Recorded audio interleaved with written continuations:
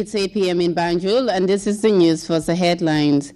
Vice President and Minister of Women's Affairs joins world leaders in New York for the United Nations General Assembly meeting, the 78th session since the formation of the world body.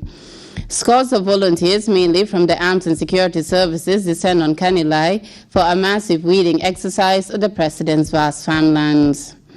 Russian fighter jets ramp up the pressure on anti-Assad rebel forces with new air raids targeting both moderate and Islamic State militants in heavily contested towns and cities.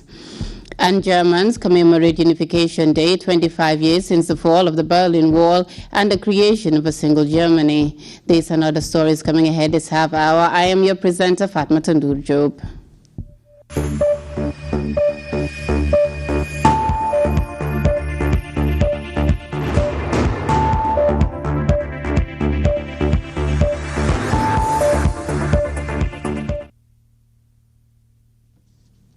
The President, His Excellency, Chair Professor Alhaji Dr. Yahya Jammeh Babili Mansa, has received a congratulatory message from one Alungam of Tabakunda, Makakulibantang in Senegal.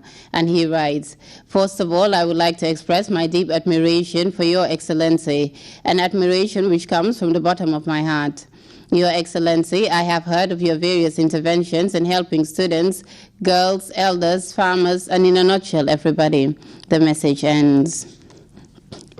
The Vice President, Her Excellency Ajah Dr. Aissatou Njie Saidi, and a delegation of cabinet ministers has returned to the country after taking part in the United Nations General Assembly debates in New York. This year's event was historic as the United Nations is marking 70 years since its formation and also ushers in a new set of development goals to be attained in the next 15 years. Ibrahim Abalde picks up the rest of that story. The United Nations for a historic event, the international community was keenly following how and what the UN is going to focus on during such a critical juncture in its history. The world body is marking 70 years since its formation, and this year also marked 15 years since the Millennium Development Goals were adopted, and if anything, 2015 was a moment of reflection and introspection. Having delivered a landmark speech on behalf of President Jammeh Babili Mansa, the Vice President, Her Excellency Ajah Dr. Aissatou Njie Saidi, gave us a comprehensive development perspective of the main issues contained in her speech. The fact that we have observed and evaluated the 8 Millennium Development Goals, you remember, up to 2015, and we realized that there were a lot of gaps. Like women complain that women's empowerment is not enforced. We want a separate goal for women. Everybody puts in their agenda. Remember, this is the UN. We come globally, every agenda is put in, the whole world agenda. And of course, it would be a lot eventually because they evaluated the gaps in the 8 Millennium Development Goals and came up with these 17 goals and 169 targets. A turning point for the UN this year is the adoption of numerous ambitious development goals known as the SDGs. 15 years ago, world leaders adopted the Millennium Development Goals. These have helped many countries make significant achievements in terms of meeting the needs and aspirations of their peoples. There are some goals that are yet to be met by many countries, but these have been taken care of in the subsequent agenda, which is the Sustainable Development Goals. And I think 17 goals, 169 targets is rather ambitious, but it's achievable if countries and all other partners work together towards the realization of these goals. Cabinet Minister spoke to us about ways of attaining the set targets. You know that the Gambia is among the countries that has really achieved the MDGs in terms of water, but nonetheless, His Excellency's goal of attaining 100% access to water is what we are working on. And in terms of sanitation, the President, you would recall 3 weeks ago, has declared that 2017 is going to be zero open defecation in the Gambia. So all these are issues that were discussed during these last 3 days. Well, it was a historic moment for everyone, especially those who actually made it here at the United Nations August 70. United Nations celebrating 70 years since its formation, and more than 100 world leaders decided to attend the event. What makes the event even more important is the fact that the United Nations Millennium Development Goals has phased out and have now been replaced with the Sustainable Development Goals. Now world leaders have decided once more to come together and renew their hopes and aspirations for the greater good of the world. Ibrahima Balde reporting for Grts News here at the United Nations. Members of the Armed and Security Services are the latest to travel to Kanilai to participate in the weeding of the President's farms. This is part of efforts to help in the actualization of the Vision 2016 initiative. Mamadou Diallo saw the men and women of the Gambia Armed Forces and Security Services in action and files in this report. This weekend, members of the Gambia Armed and Security Services have mobilized in their large numbers to weed one of the maize and millet farms. The volunteers arrived early morning and immediately proceeded to the fields in an apparent show of loyalty to their commander-in-chief, who champions the Vision 2016 initiative. The work was led by senior military commanders and leaders of the various security outfits. Major Labin K. Sanyan, the public relations officer of the Gambia Armed Forces, said such voluntary farming activities by the armed and security services constitute an important part of their operations. We are here to weed our farm. Some will call it the President's farm, but for us, we have passed that stage of calling it the President's farm. It's no longer his. It all belongs to all of us, because we all know the proceeds from this farm are plowed back to our benefit. So as a result, it behoves on us to come and then weed our farm. That is the main reason why we are here today. The significance of our coming here is cannot be overemphasized, because if you look at the pronouncements that have been made by government vis-a-vis of late Vision 2016, a farm like this is important towards realizing that goal, because once the proceeds from this farm are harvested, there will be no need to import anything like this. The maintenance of peace and security, according to Major Sanyang, remains one of the core responsibilities of the armed and security services, but they argue that such a concept also encompasses national food independence. So these are all very, very important strides that the Gambia Armed and Security Services are taking, because if the Commander-in-Chief calls, we have no choice but to rally behind him. And he has done a lot for us. We owe him a lot. We can't pay him. Therefore, even without that, what he has done for us, it is our duty, because we have sworn two oaths that go towards the fulfilling of his mission. And one of his missions is the realization of Vision 2016.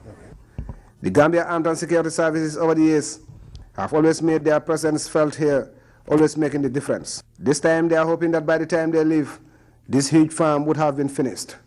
By extending such help to the President's farming activities, the men and women in uniform believe this is another way of giving back to their Commander-in-Chief, who has done and continues to do so much for them. As far as they are concerned, they should take the lead in all the President's pronouncements by setting the pace for the rest to follow. Mamadou Diallo, Grts News. Highlights of that program shall air on Sunday. Meanwhile, the director of the President's Alternative Medical Treatment Program, Dr. Tamsir Mo, hereby informs all patients who have registered for the 12-month infertility treatment program to report at the Kanilai Alternative Clinic at 10 a.m. on Thursday, the 8th of October 2015. His Excellency Chair Professor Alhaji Dr. Yahya Jammeh Babili Mansa will commence the infertility treatment for a period of 1 week at Kanilai. For further information, please contact Dr. Tamsir Mo on 9914-535 or 9920-329. 9914-535 or 9920-329. The director of Songhai Regional Center has applauded President Jammeh for leading the Gambia's Vision 2016 initiative. Father Godfrey says Africa needs to feed itself through Eat What You Grow and Grow What You Eat philosophy during an exclusive interview with Buba SMCC at Songhai. The director of Songhai Regional Training Center, Father Godfrey, who is a professor of engineering, has applauded President Jammeh's Vision 2016 initiative, noting that it's the vision that can make Africa tackle its food insecurity, poverty, and unemployment issues. The only way to fight poverty is to make the poor person productive. an efficient producer. That's what we're doing here. It's not blah, blah, blah. What we're doing here, we agree with the president. We just pull up our thing, use our brains, come back again. We agree with that vision. The vision that puts Africa back to work. The challenge is food security, unemployment, and poverty. Why are we poor? Because we don't know how to unleash the power within us. Poverty is not we have no money. Poverty is our incapacity to see what the president is talking about. To say, we have it here. Let's use it. Look at this place was dead before. People couldn't believe it. Look at the rice all year round. Since they came here, I've been planting on the same ground. But the soil is getting richer and richer, no chemicals, no pesticide. Do you see any pest here? Nothing. The director further commends the government of the Gambia for investing in youth to acquire skills. The Gambia has shown it already, sending 29 young people. Let them send here. Tomorrow they'll be sending to Chairman, sending everywhere. And then from there, because the key is these young people that have captured this technology, that this passion like him. They got the passion, they got the heart, they got the technique. They are the key to opening it up. And that's why we should invest in them.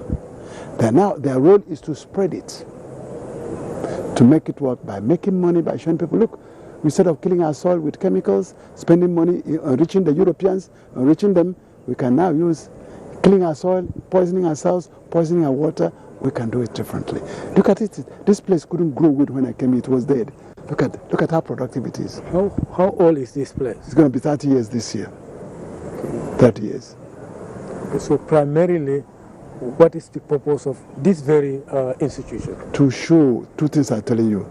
Is a new innovative institution to show a new type of development. Agroecological, an agriculture that is sustainable, that is aligned with our African reality. And what is our African reality? Our temperature, our soil, our things, our climate, the microorganisms here, our water bodies, you, myself, our mentality, our culture. This is African reality.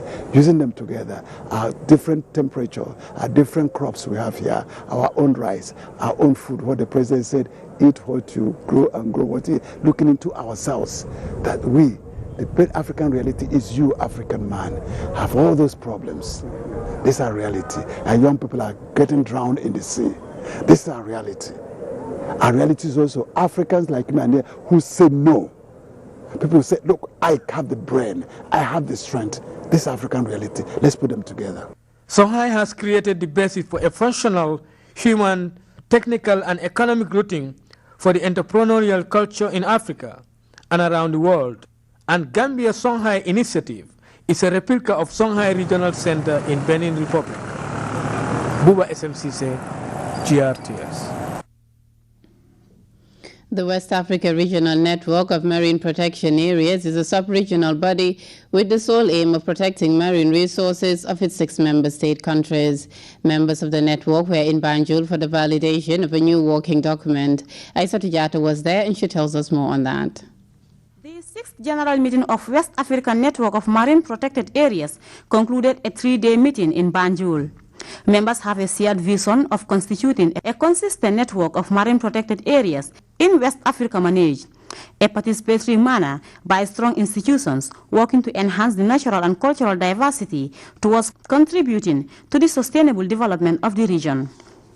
The meeting, which draws participants from the sub-region, is centered on the theme, the empowerment of the marine network, and it seeks to strengthen mutual capacities in terms of advocacy, defense of interests, and representation of marine protected areas of the region at national and international levels.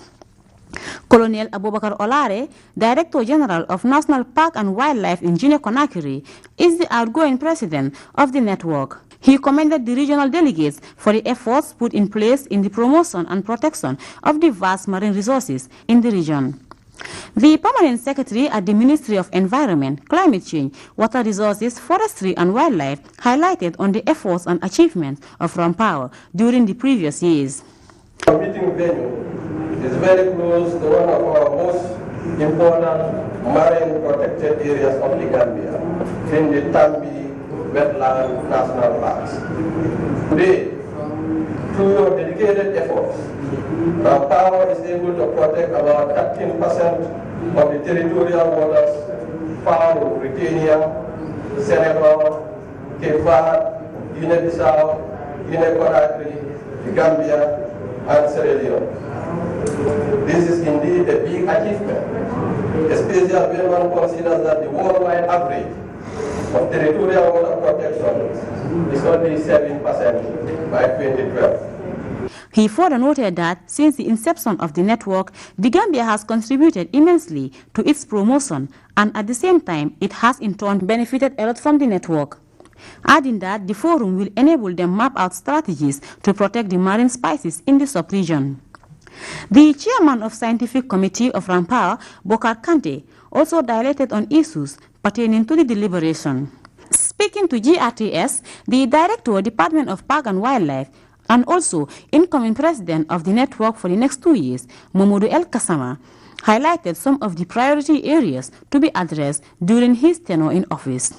My major priority area is to find source of funding for Rampower for sustainability of the organization.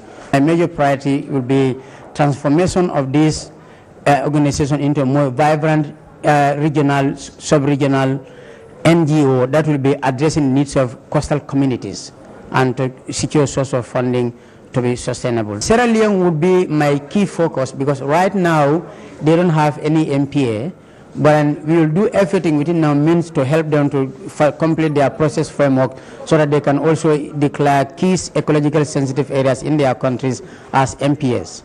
Officials are optimistic that the Gambia will benefit immensely from this important organization, particularly at a time when the country is holding the chairmanship of Rampower. It is a very important event for the Gambia because for the past, since we participated in the putting in place of this important organization, the Rampower Network, since in 2007, and presently we've been working under orders, guidance, and direction. So today it is coming, the role is coming to us to spare the leadership, to give advice, to guide, and to take decisions, the right decision for the benefit of the West African community on marine protected areas. Officially founded in 2007, Rampower currently groups 28 members scattered in 6 of the 7 countries in the sub-region. The network is artistic with bylaws and is organized around a General Assembly, an Executive Committee, a Scientific Committee, as well as a Secretarial. Reporting for GRTS News, I am Aissatou Diatta. We will be back with news from outside the Gambia after this break.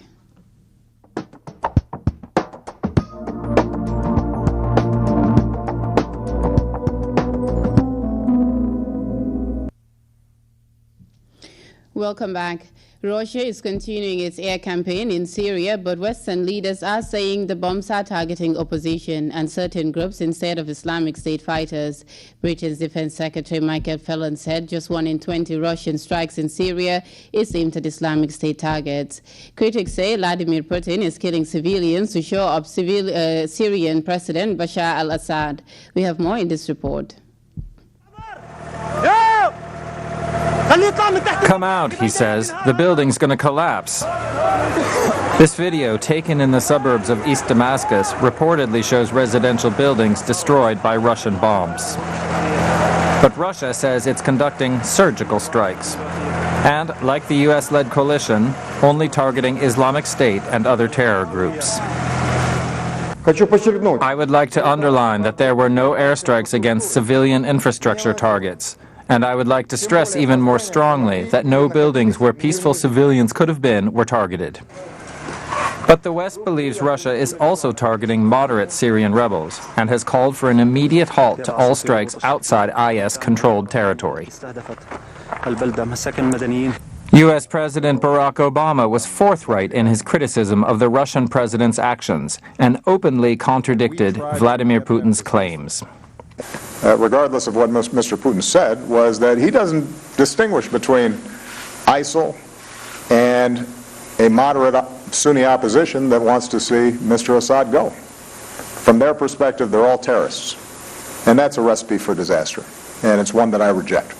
As the war of words hots up on the diplomatic stage, images like these show the brutal reality on the ground for those caught up in the conflict.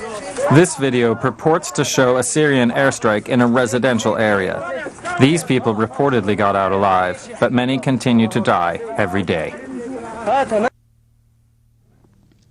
Germans are celebrating Unity Day. It's been 25 years since East and West became one. Official celebrations have been taking place in the western city of Frankfurt. Chancellor Angela Merkel and President Joachim, both from the East, are the center of the attention there. We have more in this news report. It was a moving prelude to the celebrations of 25 years of German reunification, an interfaith service at St. Paul's Church in Frankfurt. Representatives of several religions looked back at this historic day for Germany and gave thanks for the gift of unity. President Joachim Gauck spoke shortly afterwards at the Alte Oper. His personal history is tied to that of the country. Gauck was a civil rights activist in East Germany. German unity grew out of East Germany's peaceful revolution. With it, East Germans gave a great gift to West Germans and the entire nation. They overcame their fears and defeated their oppressors in a powerful popular movement. They won their freedom. For the first time in German history, an uprising of the oppressed really was successful. The peaceful revolution shows that we Germans can indeed choose freedom. October 3rd, 1990. In an emotional outpouring, hundreds of thousands across the country marked the unification of the country. Vast crowds celebrated in front of the Reichstag in Berlin. Yet that moment of official unification also marked the beginning of many years of hard work. President Gauck said today's migration crisis posed a similar challenge to the one Germany faced 25 years ago. This too would require courage and determination. Now, with many refugees coming to Europe, and especially Germany, because of war, authoritarian regimes, and failed states, we once again face the task of creating inner unity. We see we must ensure solidarity between those who are here, while creating solidarity with those who are coming here. We must bring about this inner unity once again. Es gilt wiederum und neu, die innere Einheit zu erringen. But beyond the official speeches, today is a day of celebration. In Frankfurt and many other German cities, people are looking back on 25 years of unity with public festivals and parties. We take our second break now. A look at sports when we return.